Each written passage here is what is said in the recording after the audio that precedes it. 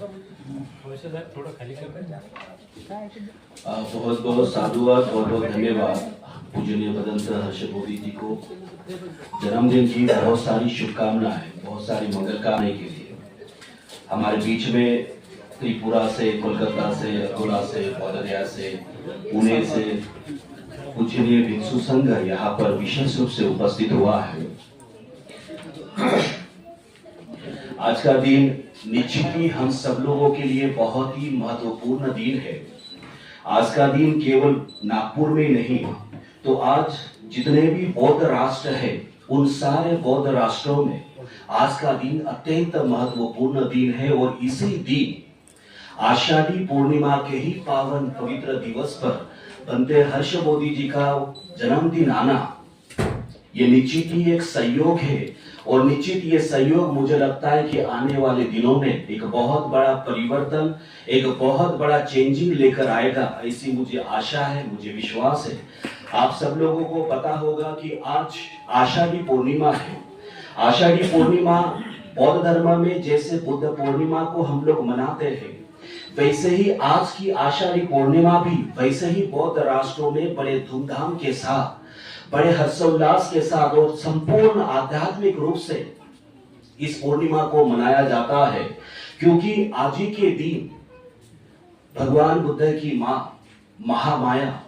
इनके गर्भ में सुमेध नाम के जो बोधिसत्व थे, आज उन्होंने प्रवेश किया था। वो आज ही का दिन है, आषाढ़ी पूर्णिमा का ही दिन है। और उसके बाद महामाया ने बड़े दान पुण्य किए थे और पूरा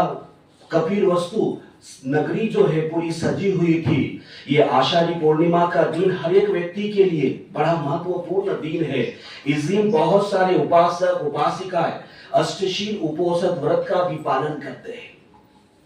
भगवान बुद्ध जब 29 वर्ष के हुए थे,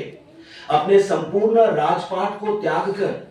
राजकुमार सिद्धार्थ गौतम ने अपने माँ को, अपने पिता को, अपने पुत्र को, अपने पत्नी को और संपूर्ण राजपाट त्याग कर आज ही के दिन मीन्स आषाढ़ी पूर्णिमा के ही दिन उन्होंने महाअभिनिष्क्रमण किया था, अर्थात उन्होंने ग्रह त्याग किया था।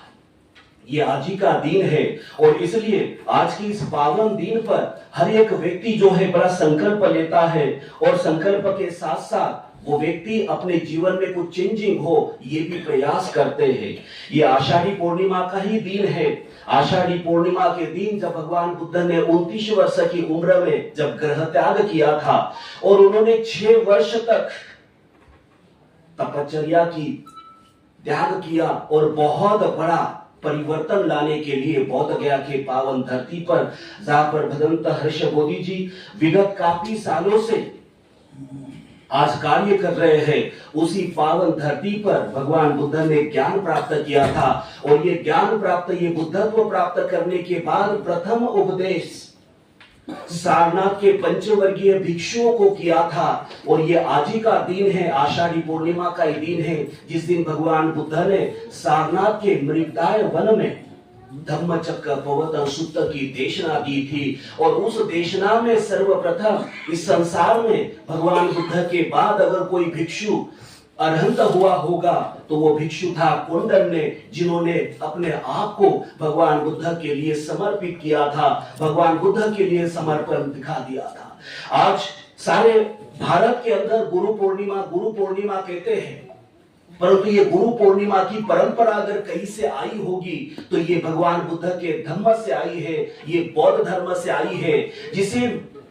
बाद में लोगों ने एडॉप्ट करके आज इसको गुरु पूर्णिमा के रूप में हर एक जाति धर्म का व्यक्ति उसको मानता है। और इसलिए आज जो है हर एक व्यक्ति अपने गुरु के प्रति एक अपना समर्पण व्यक्त करता है, अपने गुरु के प्रति अपनी श्रद्धा और आस्था को व्यक्त करता है। और निश्चित ये हम सब लोगों के लिए बड़ा अच्छा दिन है कि आज ही के दिन भदंत हर्ष बोधी महास्थविर जी, इनका जन्मदिन भी आज ही का दिन है। और इसलिए मुझे लगता है कि आज के दिन अपने गुरु के प्रति भी एक समर्पण, श्रद्धा और विश्वास का एक समर्पण हम लोगों को बनते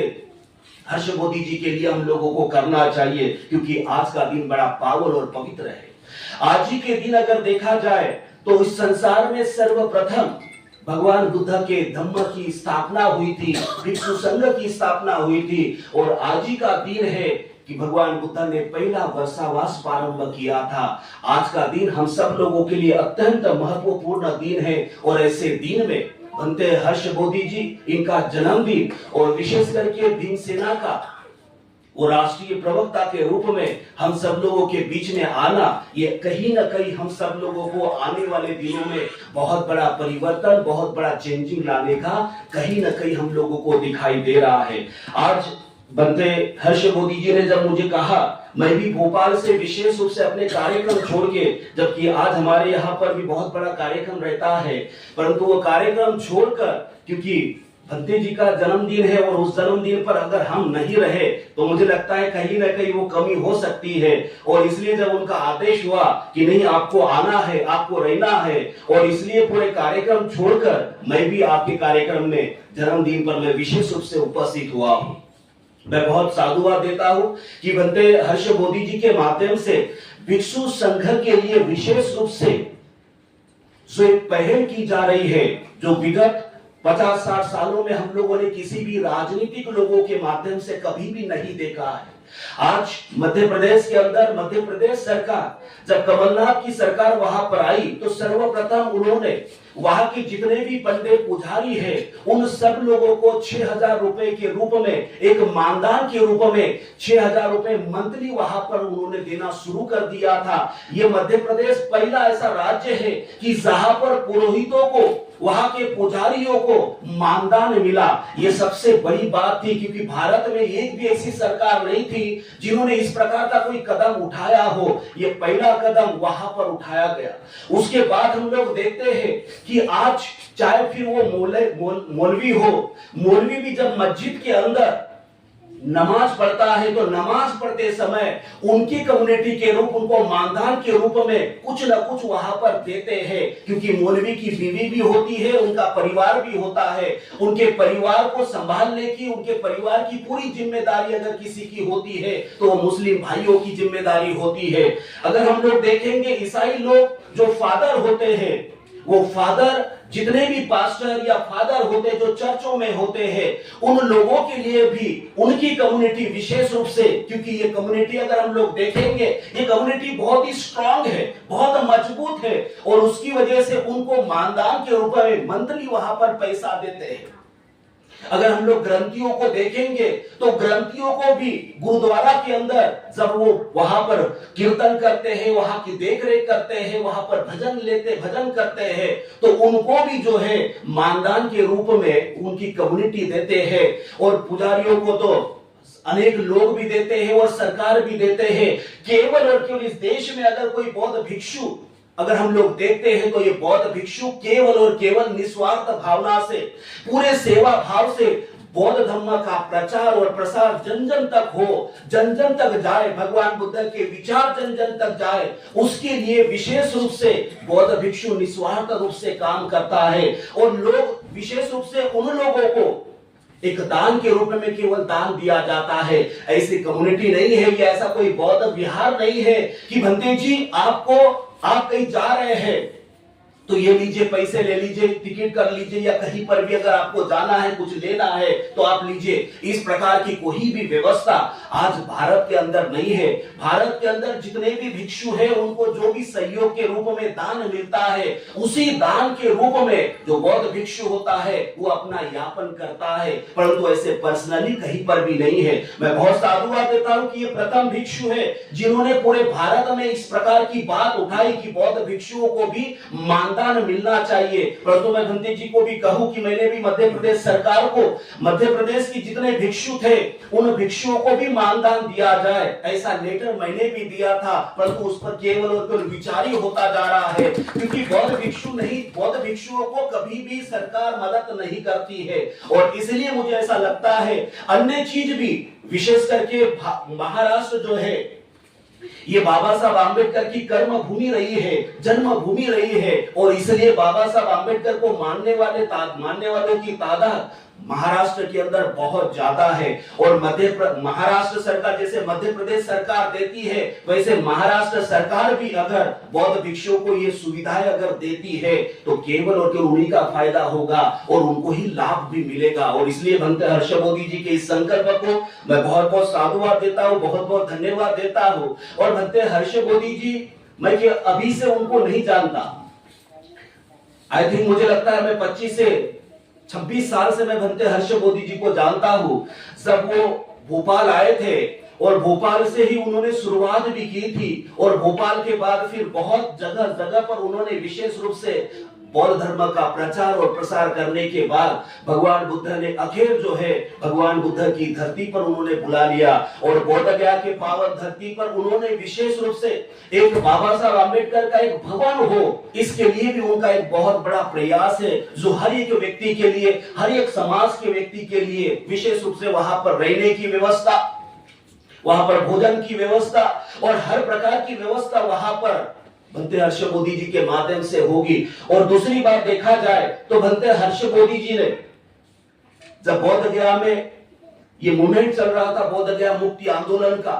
तो सबसे ज्यादा जो है अगर उस समय अगर देखा जाए तो मीडिया के माध्यम से अपनी बात को रखने वाले अगर कोई होंगे तो भंते हर्ष बोधि थे, जिन्होंने मीडिया के माध्यम से आज बौद्ध गया का जो नेतृत्व कर रहे हैं या बौद्ध गया का जिन जिन लोगों ने नेतृत्व संभाला है, अगर हम लोग उनके बैक में जाकर देखेंगे तो बैक हम लोगों को उनका अंधकार ही अंधकार दिखाई देता है। और इसलिए भंते विनयाचार्य ने जब यहाँ पर पूरे देश के अंदर बौद्ध धर्म के प्रचार और प्रसार करने के लिए विभिन्न जगहों पर उन्होंने जब बौद्ध गया के मूवमेंट को लेकर जब उन्होंने काम किया तो विभिन्न जगहों पर उनको बहुत अच्छा प्रतिसाद मिला, बहुत अच्छा सपोर्ट मिला। और उसकी वजह से जो आंदोलन कर रहे थे उनको लगा कि भंते विनयाचार्य का नाम हो रहा है, और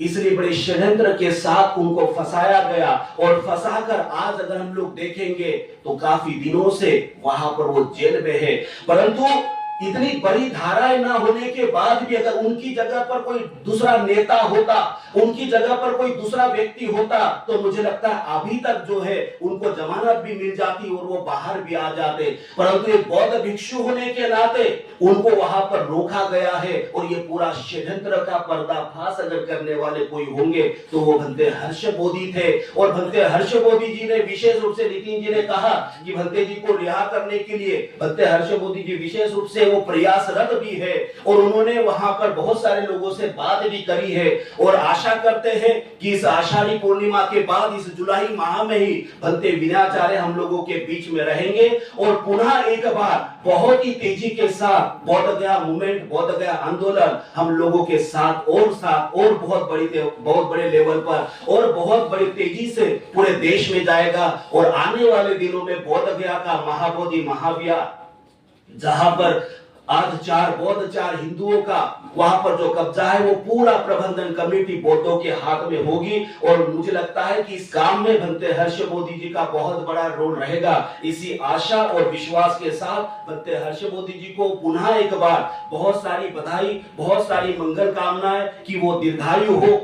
उनके द्वारा भगवान बुद्ध का धम्म जन जन तक पहुंचे, उनके माध्यम से अनेकों लोगों का जीवन परिवर्तित हो, उनकी इच्छित और पार्थिव सभी प्रकार के मांगलिक संकल्प पूर्णिमा की चंद्रमा के समान परिपूर्ण हो, वो स्वस्थ हो, निरोगी हो, ऐसी मंगल कामना करते हुए अपने शब्दों को विराम देता हूं। बहुत बहुत धन्यवाद।